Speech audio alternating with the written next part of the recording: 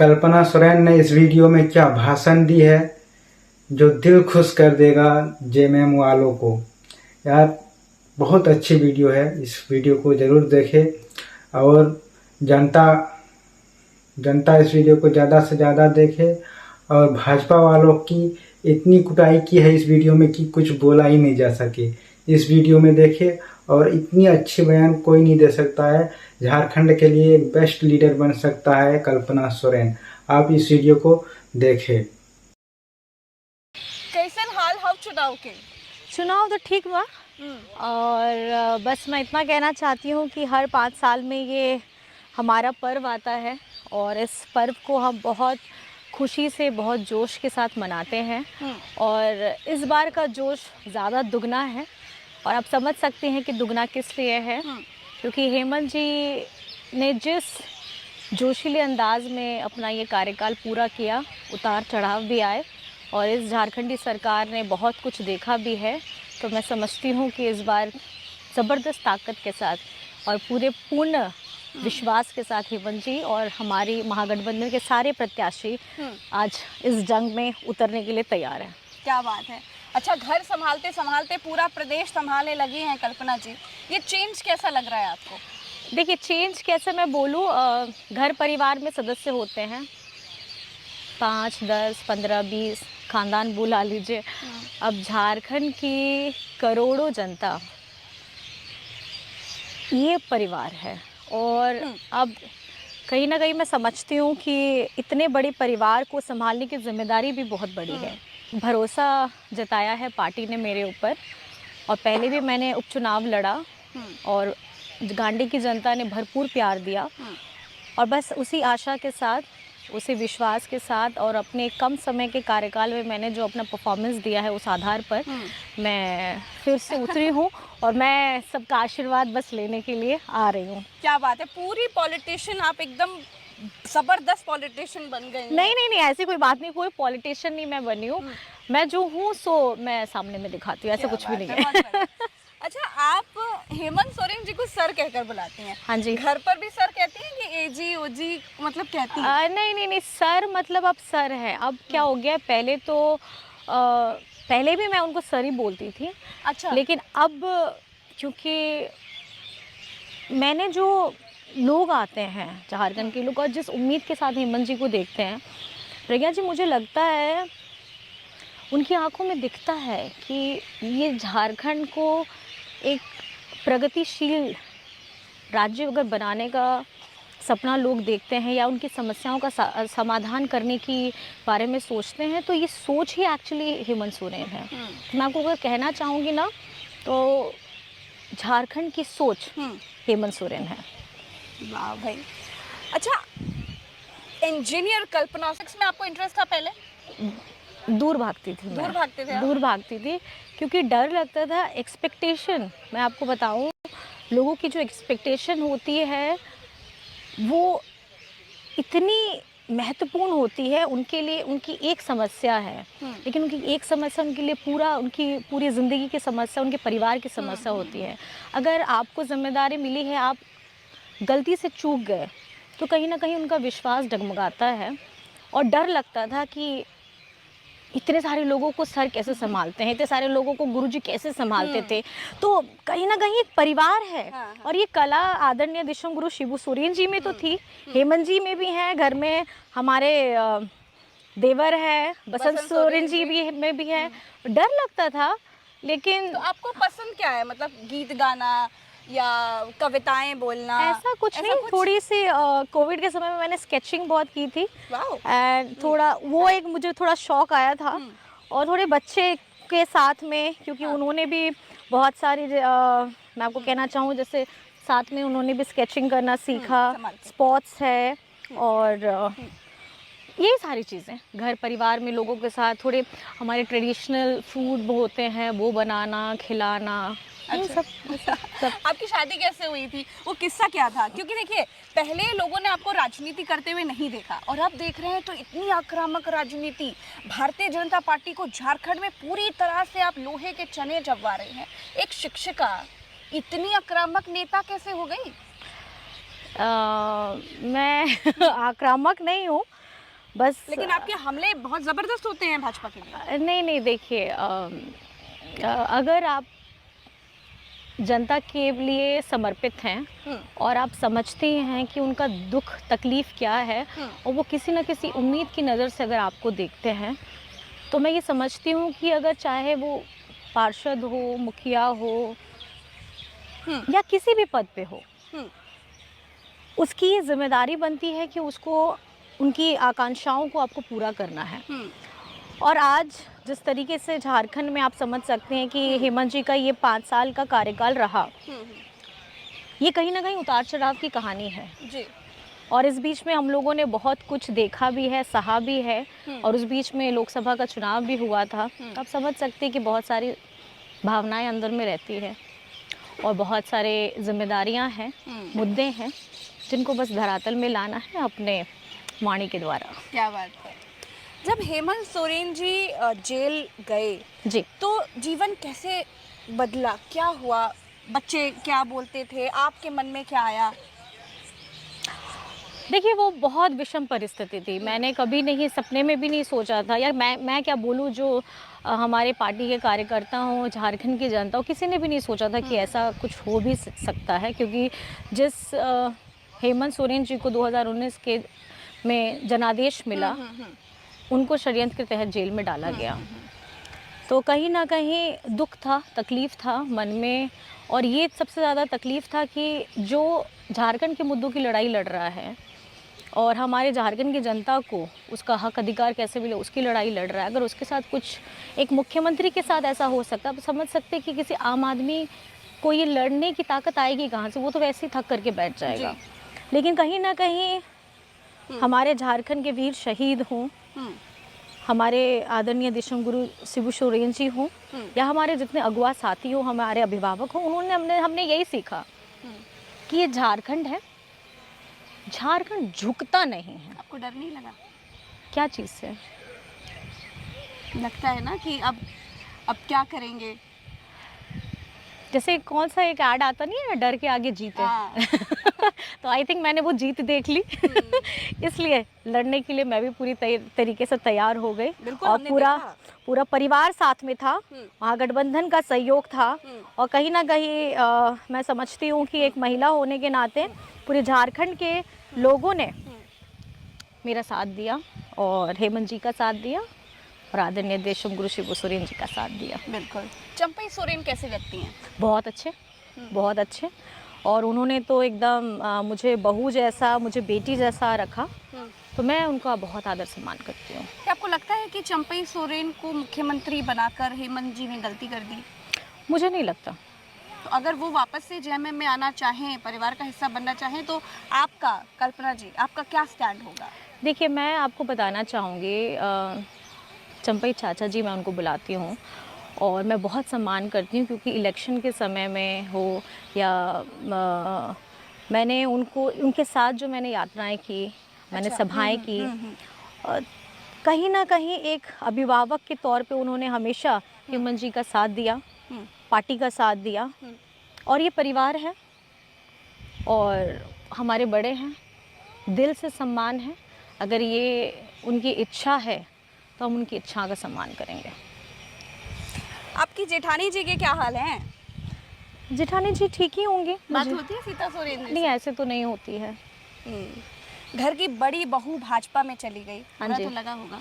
देखिए, यही चीज़ तकलीफ़ लगती है कि हमारे भाजपा करते क्या है। हमारे भाजपा परिवार को तोड़ते हैं, भाजपा वाले हमारे पार्टी को तोड़ते हैं, और हमारे अपने लोगों को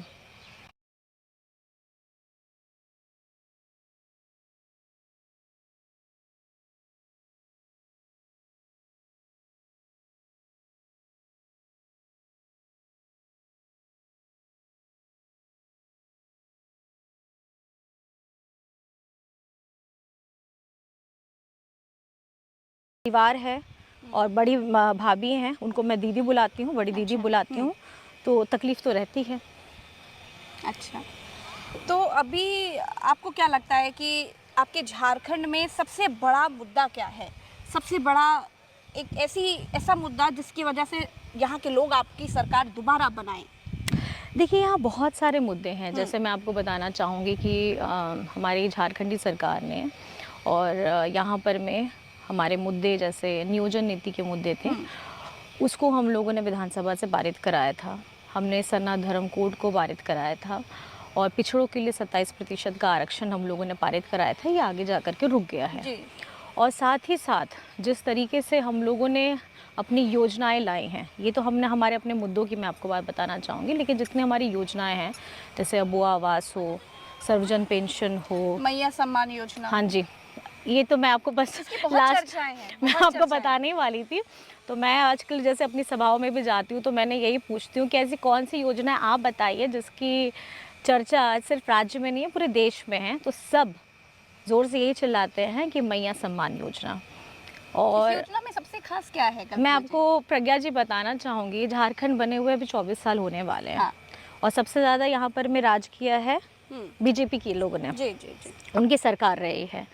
और झारखंड में ये पहली बार है, झारखंड बनने के बाद ये पहली बार है कि हमारी आधी आबादी के बारे में किसी ने सोचा है। सोचना मतलब उन्हें एक ऐसा मान सम्मान देना। आप एक सोचिए, आप भी एक महिला हैं, आप पत्रकारिता करती हैं, मैं तो अभी अभी आई हूँ, मैं तो पहले गृहिणी थी, शिक्षिका भी थी। एक महिला क्या करती है? किसी भी आप सामान्य परिवार हो या कोई भी परिवार हो, महिला क्या करती है? सबसे पहले सुबह उठती है, सबके उठने से पहले अपने बच्चों को के लिए नाश्ता बनाती है क्योंकि उनको स्कूल भेजना है। उसके बाद उनके पिताजी सास ससुर जो हैं उनको सही समय पे दवाई देना है, पति को ऑफिस जाना है या वो जो भी जॉब करते हैं वो करते हैं, उनके लिए नाश्ता बनाना, सब तैयार करना। भागती दौड़ती है सुबह से, टिकटॉक टिकटॉक टिकटॉक भागती रहती है। फिर वापस आते हैं स्कूल से, बच्चों को सही समय पे खाना देना, छोटी छोटी चीज़ों का ध्यान रखना, और रात में अंत में सबके खाने के बाद सब चीज़ घर को समेटना और उसके बाद सोना। मतलब सुबह में सबसे पहले उठती हैं और रात में सबसे बाद में सोती हैं। आप सोचिए, वो महिला अगर घर में कोई आता है तो घर के गार्जियन को, मतलब घर के जो मुखिया होंगे या तो ससुर जी होंगे या हस्बैंड होंगे, उनको पूछता है, घर की महिलाओं को कोई नहीं पूछता। वो कहीं ना कहीं पीछे की पंक्ति में रहती है। आज एक पीछे रहने वाली पंक्ति की महिला को, बेटी को, बहू को अगर हेमंत सोरेन जी ने एक सम्मान की राशि दी है, ये झारखंड में पहली बार है और ये आदिवासी बहुल झारखंड है, तो आप समझ जाइए कि हमारी महिलाएं अब सशक्त होंगी आर्थिक तौर पे। बीजेपी आरोप लगाती है कि चुनाव के लिए ये योजना लाई थी। अच्छा, एक चीज़ मुझे बताइए, जब हम काम नहीं करें तो वैसे तो हम लोगों को सुनना ही है, लेकिन जब हम काम करते हैं तब इनको क्यों तकलीफ हो रही है? आपको मैं बताना चाहूँगी, 3 अगस्त था, हाँ जी 3 अगस्त था जब पहली हमारी इस योजना की शुरुआत हुई।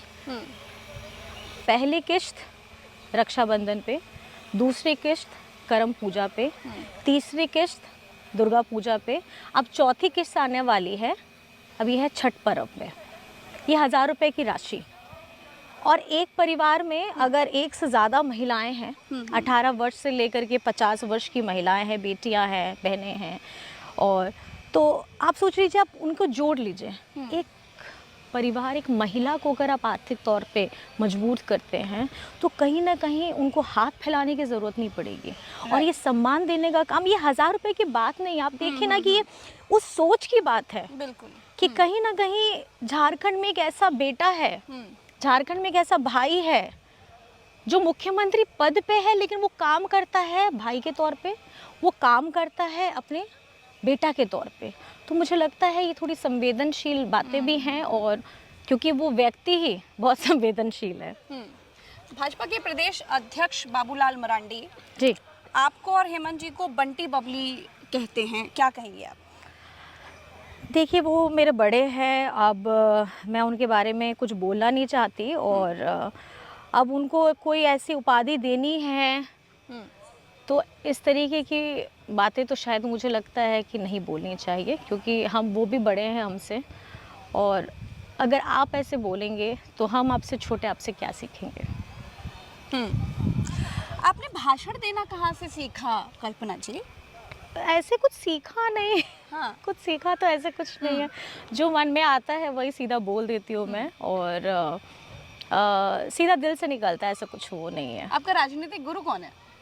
राजनीतिक गुरु कोई नहीं है, मैंने तो सिर्फ हमारे आदरणीय दिशम गुरु जी से, क्योंकि मैंने देखा है उनका संघर्ष और उनकी बातें मैंने सुनी हैं। हमारे पार्टी में कार्यकर्ता हैं, बड़े बड़े अभिभावक, उन लोग से मैंने कहानियाँ सुनी हैं, और जो जिस संवेदना के साथ वो बताते हैं, हमारे बाकी सिर्फ गुरु जी की बात नहीं बोलो, बाकी और लोगों की भी, तो ये कैसे लिया झारखंड, लेकिन उसके लिए बहुत कॉन्फिडेंस चाहिए कल्पना जी। लड़के लिया इतने झारखंड। सारे लोगों के सामने मुझे लगता है ना कि जैसे मेरा अपना परिवार है और मैं अपने परिवार के साथ बात कर रही हूँ, मुझे तो वैसे ही फील आती है, ऐसी कुछ फील नहीं आती है।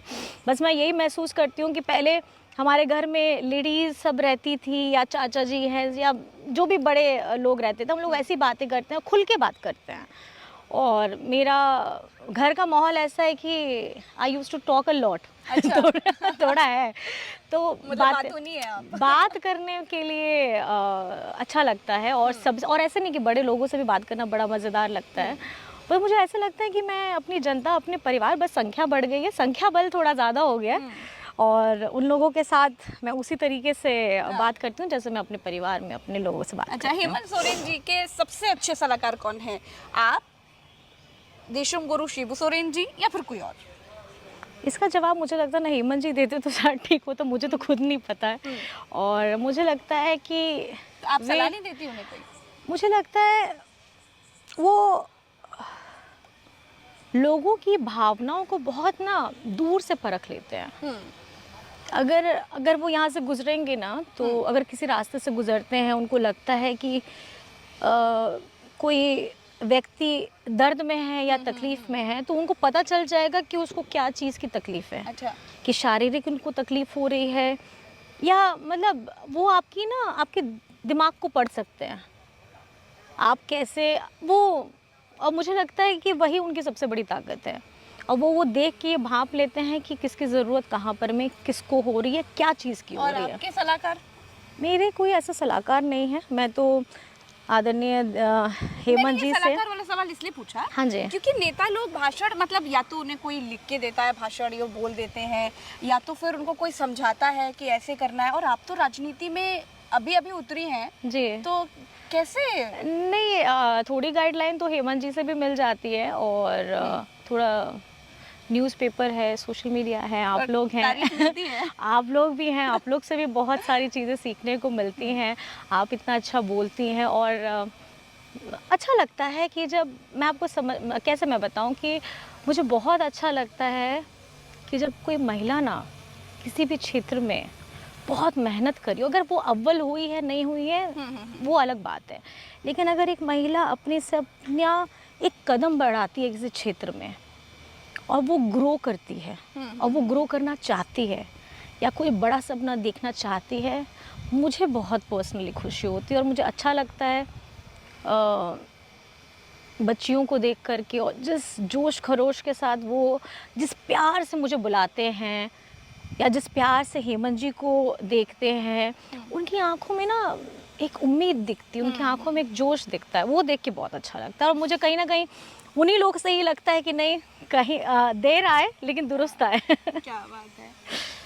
आपको फिल्में देखना पसंद है? हाँ, देख लेते हैं जब टाइम मिल जाता है थोड़ा मोड़ा। फेवरेट हीरो कौन है आपका? हीरो ऐसा कुछ नहीं है मेरा फेवरेट, मुझे स्टोरीज अगर अच्छी हैं तो मैं। अच्छा, फिल्म सबसे अच्छी कौन सी लगती है? चलिए।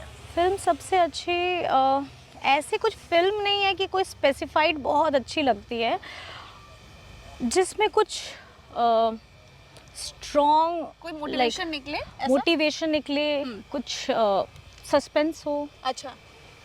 कौन किसने क्या किया, मिस्ट्री हो, इन्वेस्टिगेशन हो, वैसी मूवी ज़्यादा अच्छी लगती है।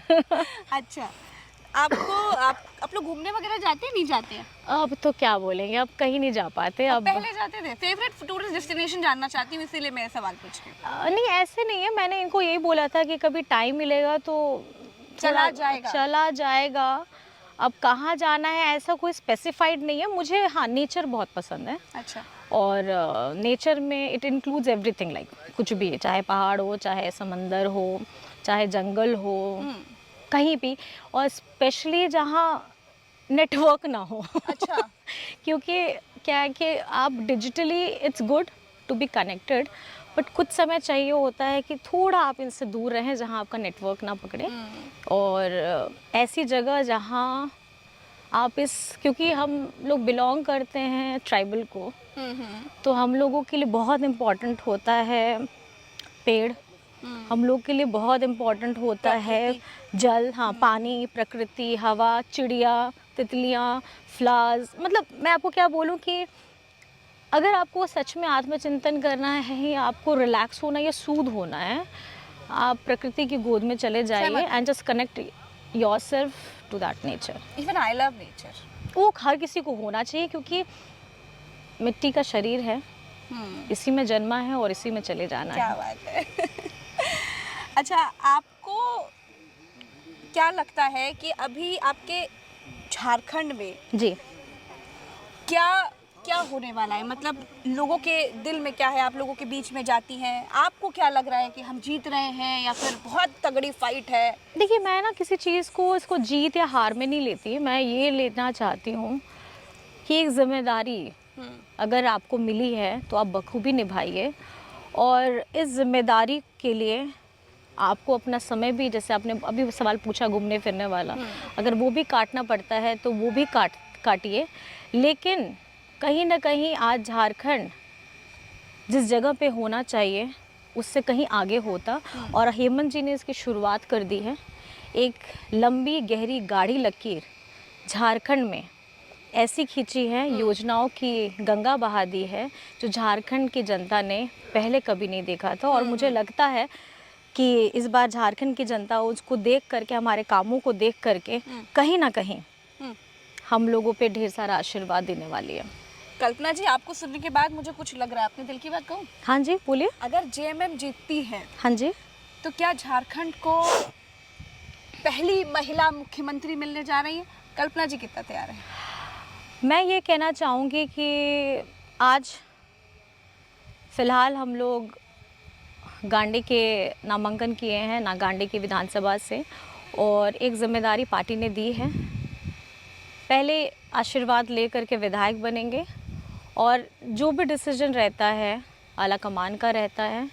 और आज फ़िलहाल इस क्षण में अगर मैं आपको बताऊं तो झारखंड की जनता आदरणीय हेमंत सोरेन जी के ऊपर में पूरी विश्वास जता के रखी है। हमारी महागठबंधन की सरकार के सारे लोग हेमंत सोरेन जी को मजबूत बनाने के लिए एकजुट हो गए हैं और संगठित हो गए हैं। आप तैयार हैं? क्या चीज़ के लिए? इसलिए पूछ रही हूँ कि अब अगर जनता आप पर विश्वास करती है, हेमंत सोरेन जी आप पर विश्वास करती है, आप तैयार होते हैं? ये तो पार्टी के आला कमान का डिसीजन होगा, और मैं झारखंड मुक्ति मोर्चा के एक सिपाही हूँ। कल को अगर मैं विधायक भी बनती हूँ तो भी मैं एक सिपाही रहूँगी, और ये सिपाही हर वो जंग लड़ने के लिए तैयार है जिसके लिए हमेशा हर एक सिपाही को तैयार होना चाहिए। भाजपा दूसरों को परिवारवादी कहती है और 66 टिकटों में 30 टिकट घर परिवार के लोगों को बांट दिया। क्या कहेंगे आप? इसमें मैं क्या कहूँ, आपने सारी चीज़ें अपने आप बोल दी हैं। लेकिन वो आपको, मतलब जेएमएम की पार्टी को भी बहुत परिवारवादी कहते हैं, इसलिए मैं पूछ तो रही हूँ। नहीं, इसीलिए मैं बोल रही हूँ ना कि परिवारवाद की बात ये लोग उठाते हैं, और आज जो लिस्ट आई है और सब ये चर्चा का विषय भी हो गया है, तो कहीं ना कहीं मैं ये समझती हूँ कि डिसीजन उन्होंने लिया है, और डिसीजन लेने के बाद, क्योंकि जनता जनार्दन हमारी भगवान है, चुनाव का जंग लड़ तो आप रहे हैं ज़रूर सारे उम्मीदवार, लेकिन जिताने का और हराने का काम हमारी झारखंड की जनता करने वाली है। तो लेट देम डिसाइड। बिल्कुल। अच्छा, आपके पति हेमंत सोरेन जी, हाँ जी, ससुर जी शिबू सोरेन जी, हाँ जी, आपके देवर बसंत सोरेन जी, सब राजनीति में हैं। हाँ जी। भविष्य में क्या आपके बेटे भी राजनीति में आएंगे? देखिए, मैं ये नहीं कह सकती, बिकॉज मेरे बच्चों का इस वीडियो में वो बताती है कल्पना सोरेन, जो कि किस तरह से अपने जो अपनी प्राइवेट बातें हैं वो सब शेयर करती है, और किस तरह से जो जेएमएम की पार्टी है उनसे भाजपा वालों ने किस तरह से व्यवहार किया, किस तरह से उनकी जो नेता है उनकी तरफ से वो खरीदा है, जो तोड़ जेएमएम की पार्टी को कुछ नुकसान पहुंचाया है। जैसे कि हो गया जो सीता सोरेन को जो पहले उनकी पार्टी में घसीट लिया, उसके बाद हो गया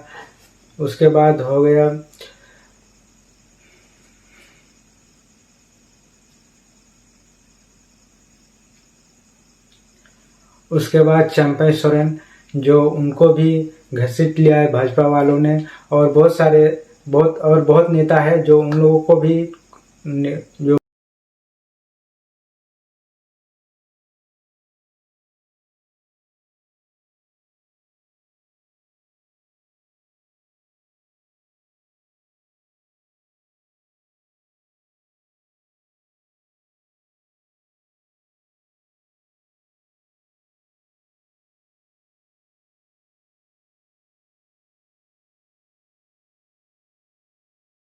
भाजपा वालों ने चपेट लिया है। और यही सब इस वीडियो में बताती है और अपने प्राइवेट लाइफ के बारे में कुछ शेयर करती है इस वीडियो में। तो आप लोग ऐसे ही वीडियो के लिए हमें सपोर्ट करें, सब्सक्राइब करें और वीडियो को ज़्यादा से ज़्यादा शेयर करें और लाइक करें। फिर मिलते हैं अगली वीडियो में कुछ अच्छा वीडियो में।